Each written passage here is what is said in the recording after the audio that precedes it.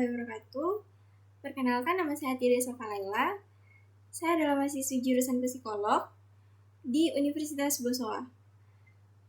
Pada hari ini saya akan membuat video untuk memenuhi tugas di mata pelajaran filsafat. Untuk hari ini saya akan membawa materi tentang ruang lingkup filsafat ilmu. Oke, yang pertama, saya akan membahas ilmu sebagai objek kajian filsafat. Pada dasarnya, ilmu memiliki dua objek, yaitu objek material dan objek formal. Objek material adalah sesuatu yang dijadikan sasaran.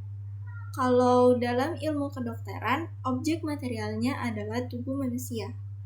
Sedangkan objek formal adalah metode untuk kita bisa mengerti objek material tersebut, seperti pendekatan deduktif dan pendekatan induktif.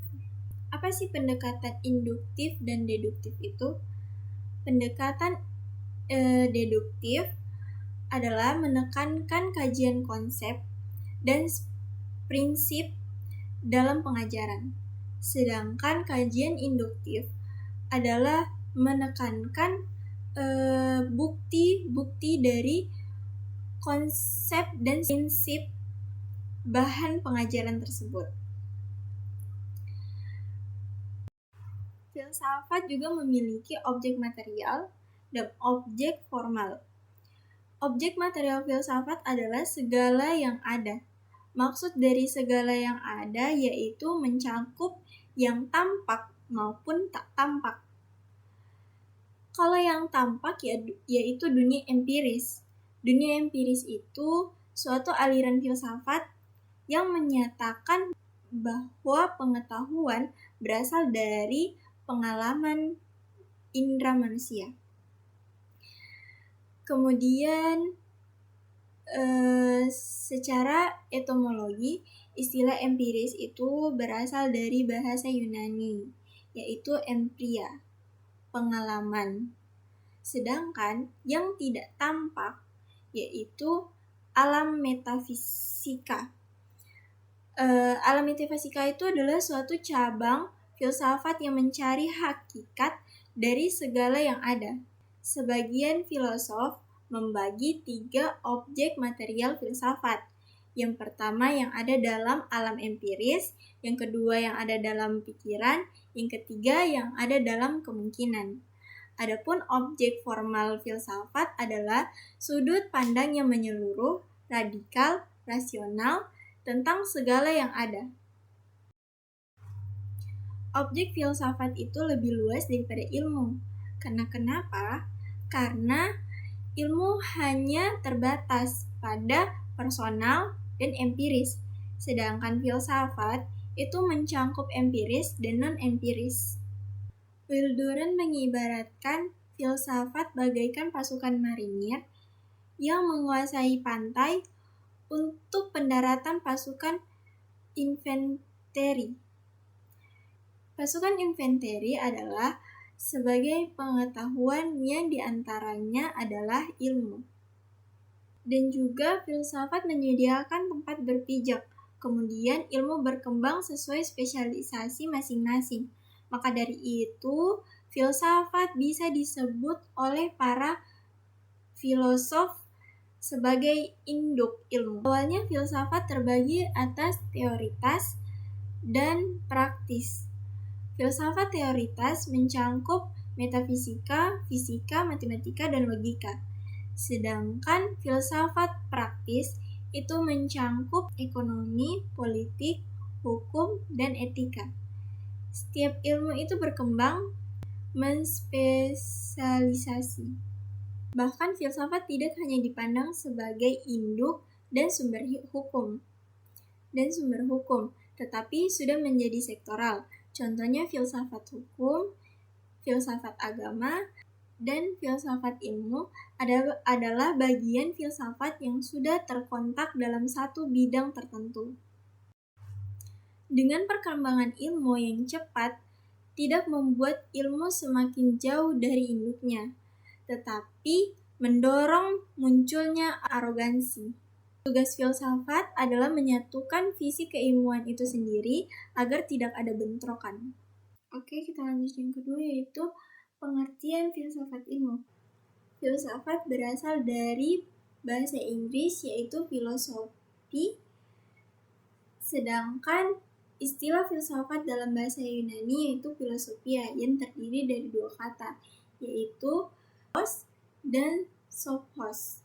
Philos yaitu cinta, sophos yaitu kebijaksanaan. Jadi secara etimologis, filosofi adalah cinta kebijaksanaan. Adapun menurut Harun Nasution, filsafat berasal dari bahasa Arab falala, filal. Karena bangsa Arab yang lebih dahulu masuk ke Indonesia dan mempengaruhi bahasa Indonesia daripada bahasa Inggris. Muhammad mengatakan definisi filsafat tidak perlu diberikan karena setiap orang memiliki pendapat masing-masing untuk mendefinisikan filsafat tersebut. Dalam pandangan Sidi Ghazalbah, filsafat adalah berpikir secara radikal, sistematis, dan universal dalam mencari kebenaran. Kemudian, salah satu makna filsafat yaitu mengutamakan dan mencintai hikmah. Hikmah sendiri memiliki banyak definisi dari para ahli.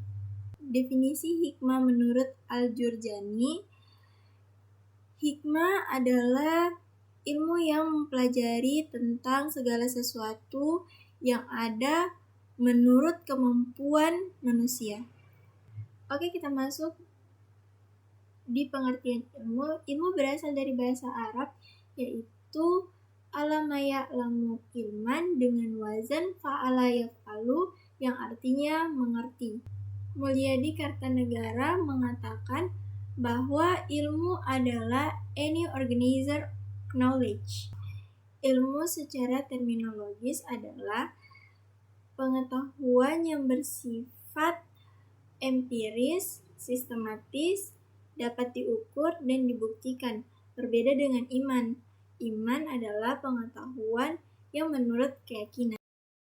Adapun definisi ilmu menurut para ahli, salah satunya adalah Asli Montagius. Beliau adalah salah satu guru besar antropolog yang mengatakan bahwa ilmu adalah pengetahuan yang disusun suatu sistem yang berasal dari pengamatan, pembelajaran, dan percobaan dalam hakikat prinsip kajian tersebut. Oke, sekarang kita masuk di persamaan filsafat dan ilmu. Yang pertama, keduanya menyelidiki objek selengkap-lengkapnya sampai ke akar-akarnya. Keduanya menjelaskan tentang hubungan antara kejadian yang kita alami serta menunjukkan sebab-sebabnya. Yang ketiga, keduanya hendak memberikan pandangan yang bergandengan. Dan yang keempat, keduanya memiliki metode dan sistem. Dan yang terakhir, keduanya menjelaskan tentang kenyataan yang timbul oleh hasrat manusia. Oke, selanjutnya kita akan masuk di tujuan filsafat. Pertama, untuk mendalami unsur pokok ilmu, sehingga kita bisa dapat memahami sumber atau hakikat dari tujuan ilmu tersendiri. Yang kedua, memahami sejarah pertumbuhan dan perkembangan ilmu dari masa ke masa, sehingga kita bisa tahu seberapa maju ilmu di bagian bidang tersebut. Sekian penjelasan saya tentang ruang lingkup filsafat ilmu. Bila ada salah kata, mohon maaf. Semoga penjelasan yang saya berikan dan saya jelaskan kepada kalian semua bisa bermanfaat. Wabillahi taufiq wal hidayah. Wassalamualaikum warahmatullahi wabarakatuh.